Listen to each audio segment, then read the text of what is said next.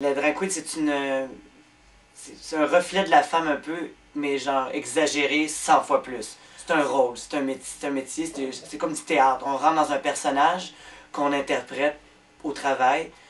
J'aime beaucoup la danse, j'aime faire le party, j'aime parler, mais il n'y avait pas rien, aucun métier qui englobait tout ça.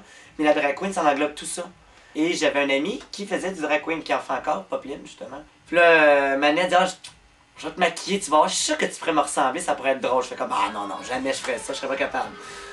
Puis on l'a fait un soir, puis j'ai eu du fun, là. C'était extraordinaire, là. Je me suis vraiment rendu compte qu'on pouvait dire ce qu'on voulait, on pouvait se permettre n'importe quoi. Et après ça, il y a le cabaret Mado ouvert, et ils ont parti un concours pour justement trouver la relève, ça s'appelait Star Search. Mes amis m'ont inscrit sans me le dire.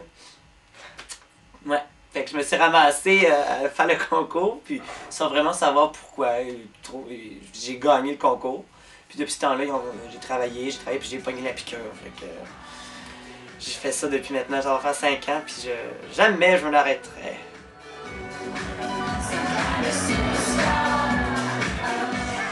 Outre mes parents, ben je pense que ça fait 1 mois qu'ils le savent. Puis ça fait 5 ans que je fais ça. T'sais, ils savaient que je travaillais dans un bar, mais ils savaient pas vraiment qu'est-ce que je faisais. Ben, ils s'en doutaient que j'étais barman, puis je leur ai pas menti parce que je suis barman aussi. J'ai juste comme masqué la vérité. Ils sont hyper fiers de moi, ils m'appellent avant des shows des fois pour me souhaiter merde. C'est ça, maman, c'est plus le côté, elle avait peur parce que la télé, ce qui monte, c'est bien les drag queens, c'est la drogue, c'est la prostitution, c'est... Mais, gars, Covergirl, on s'entend que c'était pas vrai, là. C'est pas ça la vie, là. J'ai jamais vraiment eu l'impression que c'était trop difficile, puis que je veux changer de carrière. Maintenant, je sais vraiment c'est qui Julien Clich. Je suis une personne attachante, puis que je pense que je suis quelqu'un d'avoir le fun à avoir autour. J'entertain beaucoup le monde, puis bon, c'est sûr, t'apprendras rien de vraiment intelligent en me côtoyant, là. Si t'attends à essayer de me rencontrer, tu vas rencontrer un beau gros party, un après-balle sur 2 pattes. Je pense que c'est ça qui me décrit mieux, un après-balle sur 2 pattes. Oh, j'arrêterai aujourd'hui, là, puis je regarderai derrière moi, puis je serais wow. Ça a vraiment été des 5 belles années que j'ai rien perdu de ma vie. J'ai absolument rien perdu. Aucun regret. Mon plus beau souvenir de drag queen, c'est quand je suis allé représenter Montréal à San Francisco pour les Hot Games.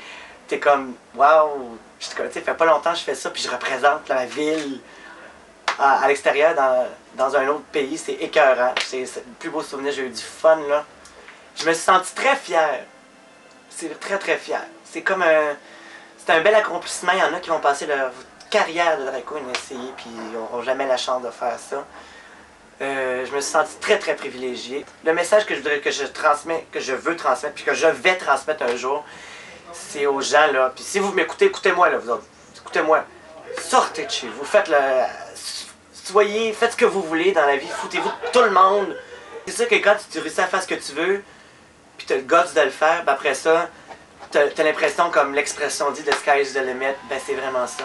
Quand tu réussis à prendre le guts, puis tu sens les coudes, puis tu dis « ok, let's go, je pars », ben après ça, là, tes rêves, là, c'est juste des petits steps, juste des petites étapes avant d'arriver à vraiment ce que tu veux.